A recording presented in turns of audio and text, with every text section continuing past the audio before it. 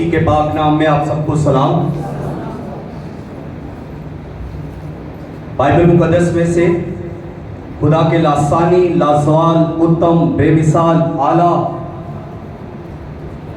शिफा बख्शने वाले कलाम को पढ़ेंगे। मुकद्दस लूका की अंजील और उसका 70वां बाब 11वीं आयत से। 70वां बाब 11वीं आयत से खुदा के कलाम को तलावत करेंगे। जिनके पास खुदा का जिंदगी बख्श कलाम है वो जरूर मेरे साथ खोलें। और ऐसा हुआ कि यरूशलेम को जाते हुए सामरिया और गलील के बीच से होकर जा रहा था, और एक गांव में दाखिल होते वक्त 10 कोढ़ी उसको मिले। उन्होंने दूर खड़े होकर बुलंद आवाज से कहा, ऐ यीशु, ऐ साहिब, हम पर रहम कर। उसने उन्हें देखकर कहा, जाओ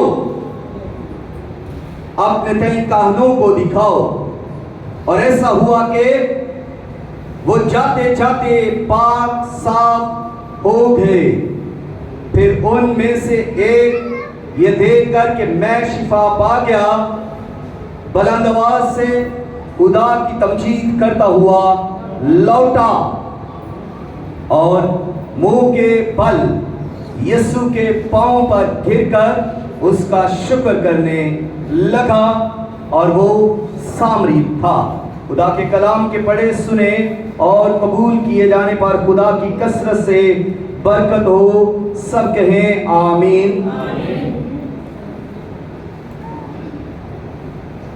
ईमान का सफर मज़मून है, ईमान का सफर, वॉक ऑफ फेथ, ईमान का सफर। हमने बहुत सारे सफर अपनी जिंदगी में किए हैं। खुशकी के सफर भी हमने किए हैं, बसों पर, ट्रेन के सफर किए हैं, बास लोगों ने जहाज का सफर भी किया है, समुद्री सफर भी कुछ लोग करते हैं। लेकिन आज जो हम जिस सफर की बात करने वाले हैं वो है ईमान का सफर। ईमानदार मसीही ईमान का सफर करते हैं, और ईमान का सफर कोई आसान सफर नहीं। ईमान का सफर एक मुश्किल सफर है।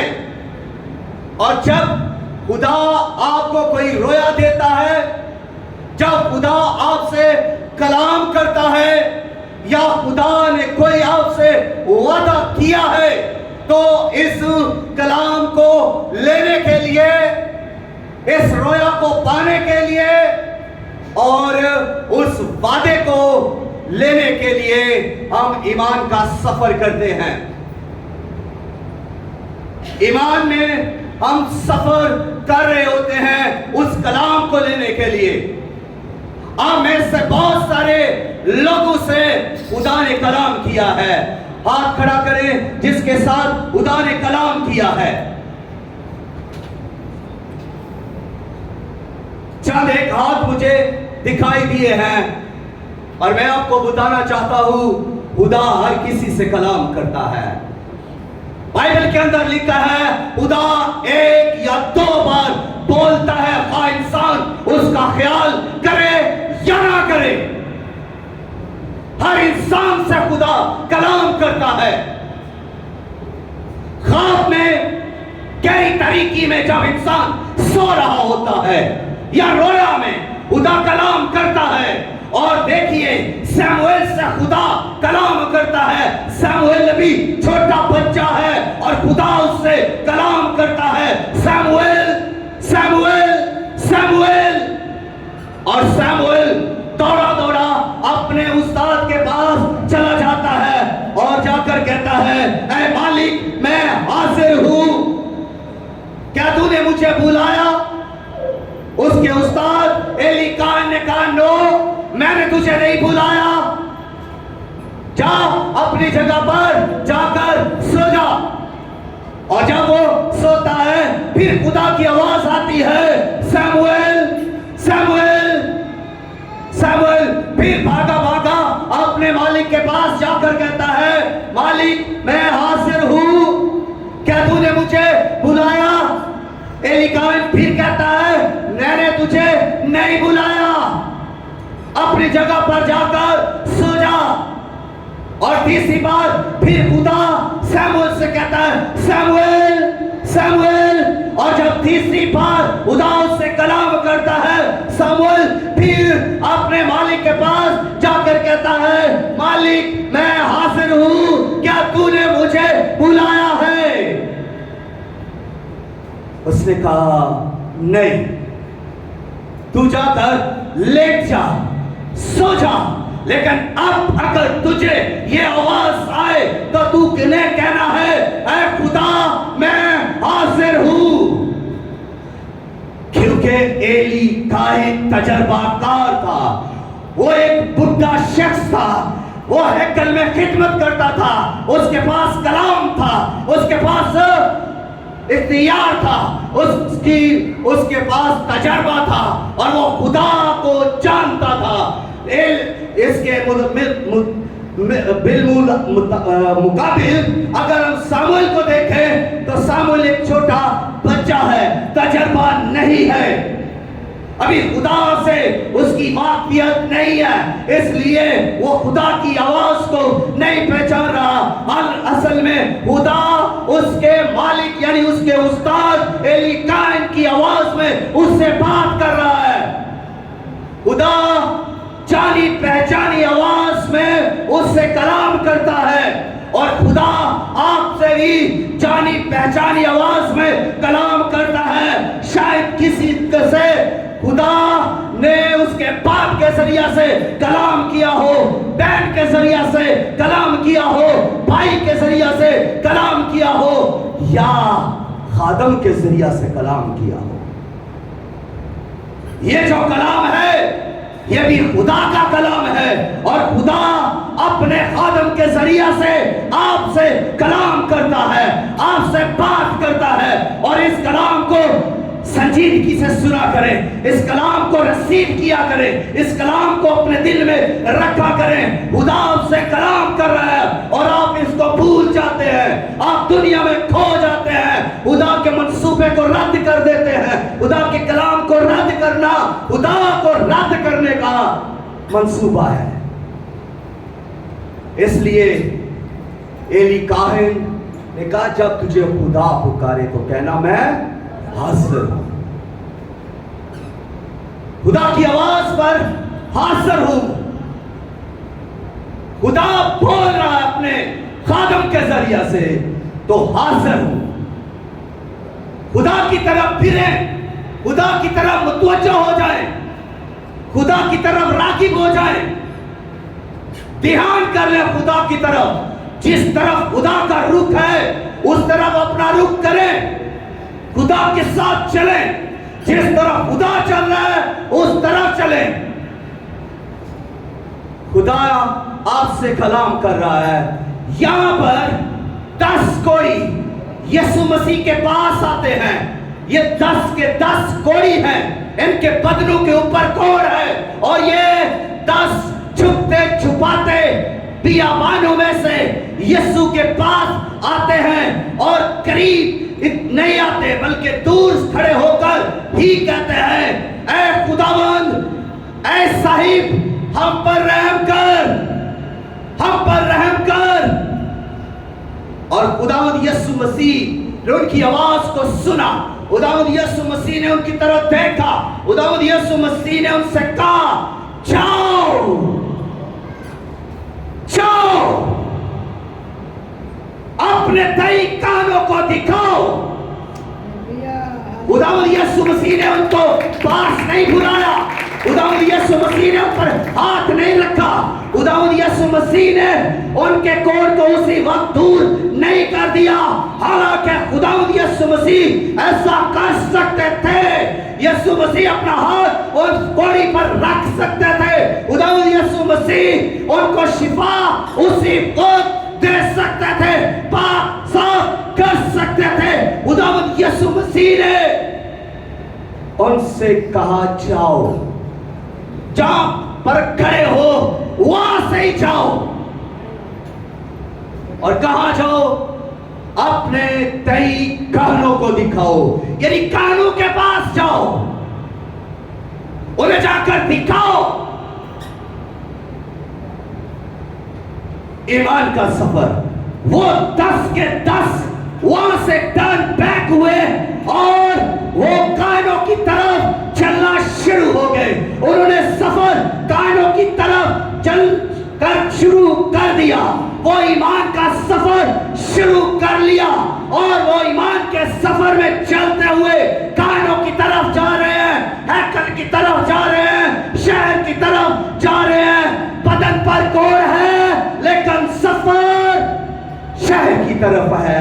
बदन पर नापाकी है लेकिन सफर हैकल की तरफ है। बदन पर आलूदगी बीमारी है लेकिन सफर कानों की तरफ है।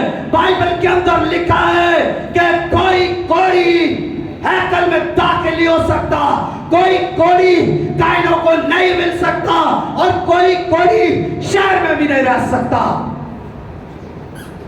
तो आप सोच सकते हैं ये सफर जो उन्होंने स्टार्ट कर लिया है ये किस कदर मुश्किल सफर है। बदन पर कोड़ है लेकिन सफर शहर का है। अगर शिफा ना हुई तो क्या होगा? अगर कोड़ ना गया तो व्हाट विल बी डन, हमारे साथ क्या होगा? अगर हमारी बीमारी ना गई तो शहर वाले हमारे साथ क्या सलूक करेंगे? अगर बदन से ये गंदगी ना गई तो कायन हमारे साथ क्या सलूक करेंगे? सफर मुश्किल है लेकिन ईमान का सफर है और वो चलते हुए शहर की तरफ जा रहे हैं। और सफर है तो मुश्किल सफर है, हर कदम बोझल है, हर कदम मुश्किल है, हर कदम ईमान का कदम है, हर कदम में खदशा है, हर कदम पर मौत दिखाई दे रही है। बदन पर कोड़ रहा तो हमें पत्थर मार मार कर हलाक कर दिया जाएगा। एक मुश्किल सफर जारी हो चुका है लेकिन वो 10 कोड़ी शहर की तरफ सफर करते हुए यीशु के कलाम को दोहरा रहे हैं, यीशु के कलाम को रिसीव कर चुके हैं। और जो कोई यीशु के कलाम को रिसीव करता है, ईमान रखे कि उसके बदन में शिफा जारी हो चुकी है, उसकी जिंदगी के लिए मौजज़ा जारी हो चुका है। आप ईमान रखे, आप मौजज़े के लिए नहीं और बल्कि मौजज़ा आपके लिए है। आप मौजज़े की तलाश करते रहते हैं, याद रखिए आप मसीह के पास आए, मौजज़ा आपको तलाश करेगा। यह मौजज़े किसके लिए है?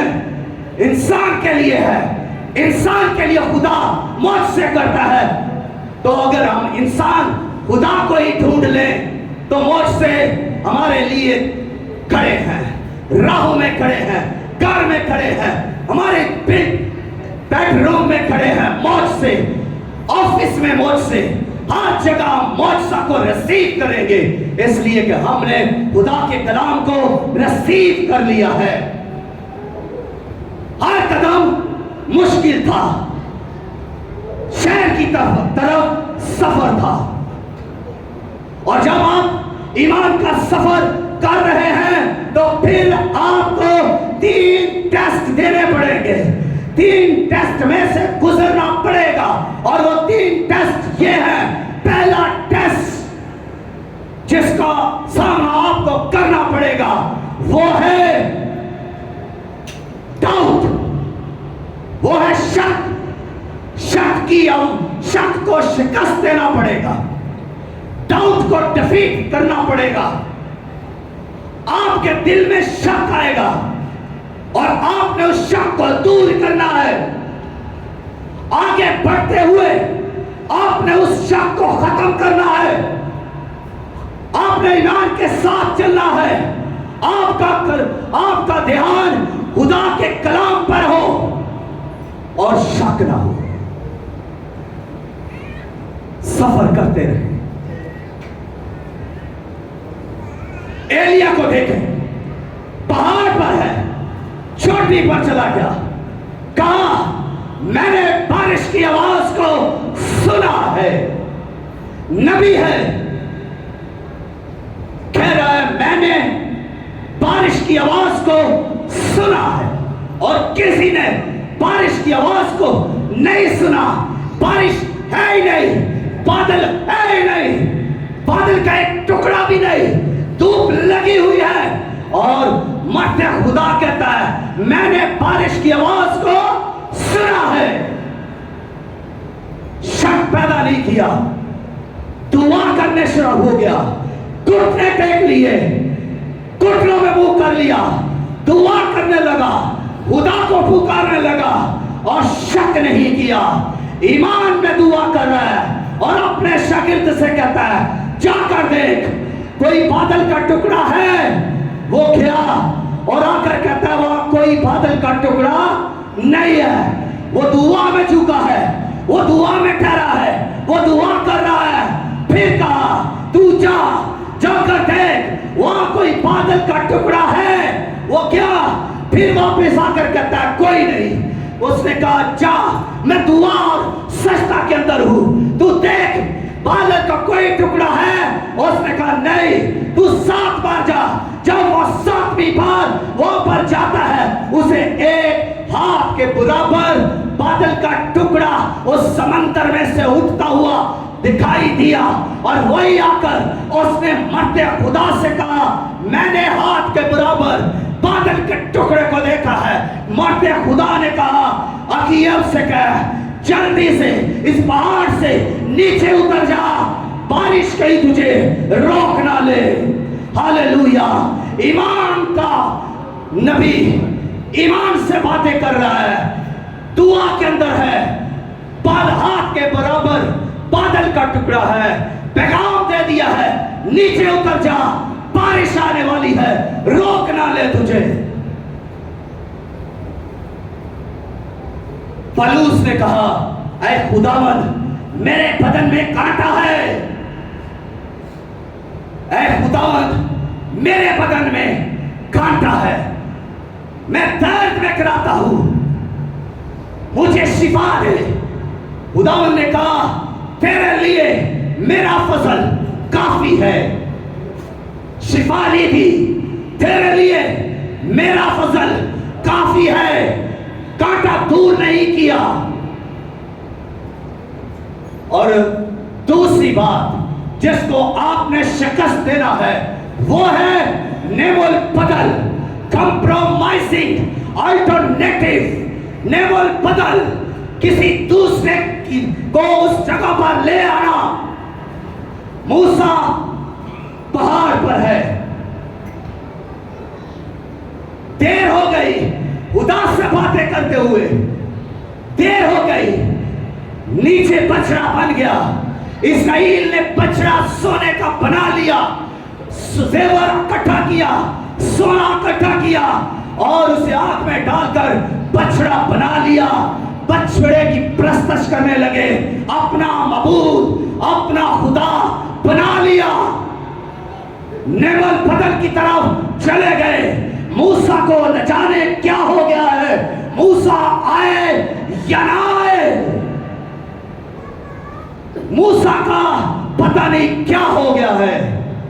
बछड़ा बना लिया गया, ईमान को छोड़ दिया और सोने का बछड़ा बना दिया। हिजकिय्येल, सैमुएल ने कहा साउल से जब तक मैं ना हूं कुर्बानी नहीं करनी, आगे नहीं जाना, जंग नहीं करनी। लेकिन उसने बात को नहीं माना, कुर्बानी भी की और जंग भी की। नतीजा क्या हुआ? शिकस्त खा गए। दानियल को देखिए, दुआ करके जवाब क्या रहा है। एक दिन दुआ की, जवाब नहीं आया। मरते खुदा, मरते दुआ, मरते ईमान झुका हुआ है।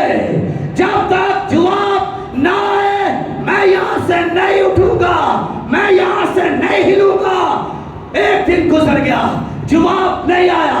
2 दिन गुजर गए, जवाब नहीं आया। 3 दिन गुजर गए, फिर भी जवाब नहीं आया। 4 दिन गुजर गए, बिल्कुल जवाब नहीं आया। 5 दिन गुजर गए, दुआ का जवाब नहीं मिला। 6 दिन, 7 दिन, यानी हफ्ता गुजर गया, कोई जवाब नहीं। 2 हफ्ते गुजर गए, कोई जवाब नहीं। तीसरा हफ्ता शुरू है, 21वां दिन आ गया है। मरते खुदा दुआ के अंदर है, रोजा के अंदर है। ना कुछ खाया, ना कुछ पिया, सजदों में पड़ा है, दुआ में झुका है, ईमान के साथ मांग रहा है। जवाब आए, जवाब चाहिए। 21 दिन दुआ के अंदर, और फिर 21 दिन के बाद जवाब आया। खुदा का फरिश्ता जबराइल उसके पास आकर उसको कहता है कि इस वजह से देर हो गई, मैं तो पहले दिन ही तेरी दुआ का जवाब लेकर आ रहा था और आसमान पर फारिस के मुग़लों ने मुझे रोक लिया। एक बड़ी जंग हुई और जंग को जीत कर मैं तेरे पास आया हूं। एक मां ने कहा, अगर मेरा बेटा मर भी जाए तो मैं किसी और के पास नहीं जाऊंगी, शिफा खुदा देगा। अगर वो दे तो ठीक, ना दे फिर भी ठीक, मैं किसी और के पास नहीं जाऊंगी। नेबल बदल तलाश नहीं करूंगी, मैं किसी के पास नहीं जाऊंगी। और तीसरी बात जिसको हमने शिकस्त देना है, वो तीसरी बात यह है, शिकस्त की आवाज को न सुने। शिकस्त की आवाज ये है जिसको हमने शिकस्त देनी है। शिकस्त की आवाज, या एक तेरी बेटी मर चुकी है, अब उस्ताद को तकलीफ ना दे, अब कुछ नहीं हो सकता, सूरत हाल इम्पॉसिबल है, नामुमकिन हालात है, तेरी बेटी जिंदा नहीं हो सकती, तेरी बेटी मर गई है। ये शिकस्त की आवाज, कुछ नहीं हो सकता। तेरा बिजनेस तबाह हो गया है, कुछ नहीं हो सकता। तेरी जॉब खत्म हो गई है, कुछ नहीं हो सकता। ये शिकस्त की आवाज है। तेरा रिश्ता टूट चुका है, कुछ नहीं हो सकता। तेरे हालात बुरे हो गए हैं, कुछ नहीं हो सकता। ये सब क्या है? ये शिकस्त की आवाज है। ये शिकस्त की आवाज है जिसको हमने क्या करना है? शिकस्त देनी है। शिकस्त की आवाज को न सुने। कलीसिया, रूहानी इख्तियार आपके पास है, सुनिएगा, गौर कीजिएगा। यह इख्तियार जो रूहानी इख्तियार है और किसी के पास नहीं, यह इख्तियार सिर्फ चर्च के पास, कलीसिया के पास है। यह इख्तियार आपके पास है। और वो इख्तियार क्या है? जरा मेरे साथ इसको दोहराएं। आपके पास क्या इख्तियार है? किसी को पता है आपके पास क्या इख्तियार है? जो कुछ तुम जमीन पर बांधोगे आसमान पर बंध जाएगा, जो कुछ तुम जमीन पर खोलोगे आसमान इख्तियार आपके पास है। जो कुछ भी जमीन पर बांध देंगे आसमान पर बंध जाएगा, जो कुछ जमीन पर खोलोगे आसमान पर खुल जाएगा। एलिया को देखे, एलिया के पास इख्तियार था, आसमान को खोलता बारिश आ जाती, आसमान को बंद करता बारिश बंद, आग जारी हो जाती, आसमान को खोलता। आपके पास रूहानी इख्तियार है, नहीं समझे? स्पिरिचुअल अथॉरिटी आपके पास है। यीशु ने कहा जाओ, सांपों और बिच्छुओं को कुचलो, दुश्मन की सारी कुदरत पर गालिब हो। कितनी ताकत पर? सारी ताकत पर गालिब हो। कुचलो इब्लीस को, बदरूहों को। ये सब क्या है? ये आपके इख्तियार में कर दी गई है, तो आप फिर भी डर रहे होते हैं। डांटें इनको, आपके पास इख्तियार है, डांट दें इन जादूगरों को, डांट दें इन बदरूहों को, डांट दें इब्लीस की कुव्वतों को। इख्तियार चर्च आपके पास है।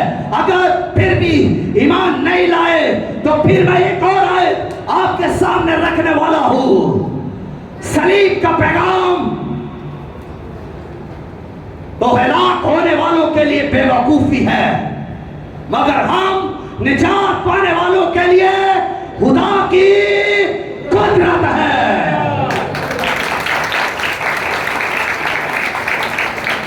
सेम ऐसे ही है, जैसे आप अपना इख्तियार इस्तेमाल नहीं करते, आप उस इख्तियार को ईमान के साथ लेते नहीं हैं, वैसे ही अगर आप सलीब पर किए हुए काम पर ईमान नहीं रखते तो आपने अभी तक निजात नहीं पाई।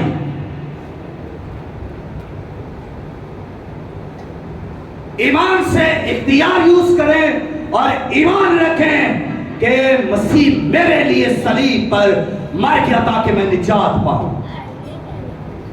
निजात आपको मिल जाएगी।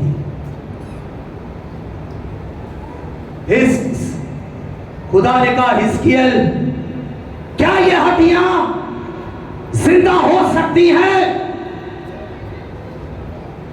नबी कहता है खुदा मैं नहीं जानता, मैं नहीं जानता, मुझे नहीं मालूम। मूसा से जब लोगों ने कहा कि हमें खाने के लिए गोश्त दे, खुदा ने मूसा से कहा इनसे क्या है, मैं खाने के लिए तुम्हें गोश्त दूंगा। मुकद्दस मूसा को सुनिए, उसने क्या कहा? उसने कहा है खुदावन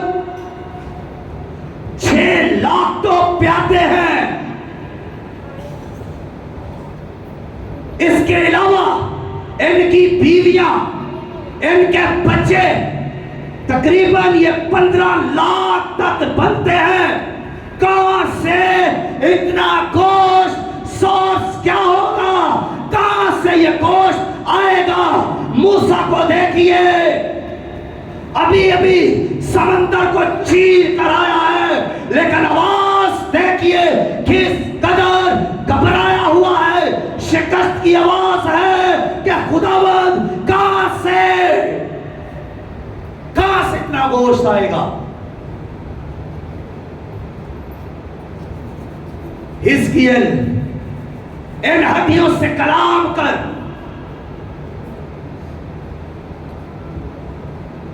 और जैसे ही उसने उन हड्डियों से कलाम किया, वादी के अंदर शोर हुआ, कड़कड़ाहट हुई, हड्डियां हड्डियों से मिलना शुरू हो गई और जोर जोर से मिल गए। हड्डियों पर मांसपेशी चढ़ गया और एक बड़ा लश्कर तैयार हुआ। और फिर उस खुदा ने कहा चारों तरफ के दम से कलाम कर, और उसने जब हवा से कलाम किया और दम यानी जिंदगी का दम उस लश्कर में आ गया और वो जीती जान होकर एक बड़ा लश्कर खड़ा हो गया। अपनी प्रॉब्लम पर कलाम करें। अगर आप बीमार हैं, आप अपनी बीमारी पर कलाम करें, नबूवत करें खुदा के कलाम की उस पर। अगर आपका बिजनेस फ्लॉप है, घर में लड़ाई झगड़े हैं, कलाम करें, नबूवत करें। इख्तियार आपके पास है, ईमान आपके पास है, इख्तियार से डांटें उस सूरत हाल को। बिजनेस फ्लॉप हो गया है, फिर से बिजनेस खड़ा हो जाएगा, गाहक वापस आ जाएंगे। कलाम करें। सूरत हाल जैसी भी है, कलाम करें। यार तेरी बेटी मर चुकी है, कुछ नहीं हो सकता, कलाम करें। यीशु ने क्या कहा?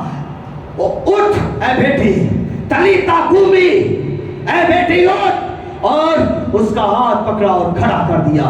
आप कलाम करें, बिजनेस स्टैंड हो जाएगा, घराना स्टैंड हो जाएगा, गिरे हुए उठ खड़े होंगे।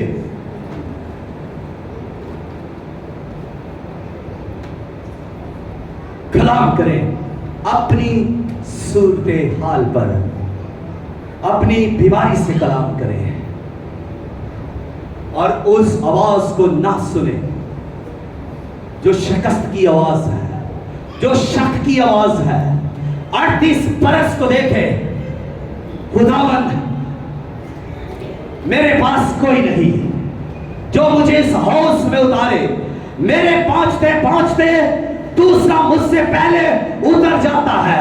38 बरस से शिकस्त का तजर्बा है। मेरे सामने कई लोग हर रोज शिफा पा गए और मैं यहां 38 बरस से पड़ा हुआ हूं, मेरे पास कोई नहीं। मायूसी, शिकस्त की आवाज। खुदावंद ने कहा उठ, अपनी चारपाई उठा।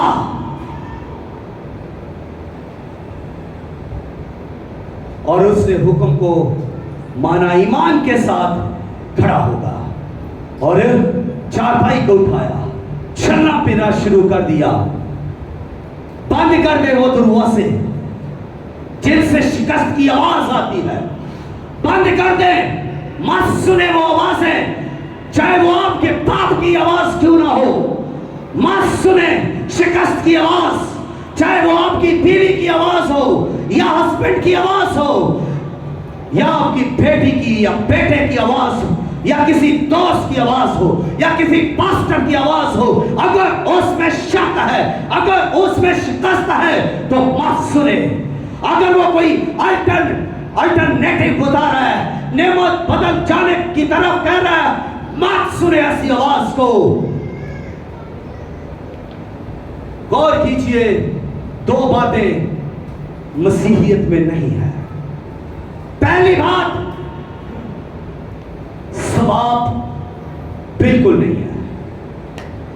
नेकी करेंगे आपको सवाब मिलेगा, बाइबल मुकद्दस में ऐसा कुछ नहीं लिखा। दूसरी बात, पीरी और फकीरी बाइबल में नहीं है। आपके मजहब में कोई पीर नहीं है, कोई पादरी पीर नहीं हो सकता।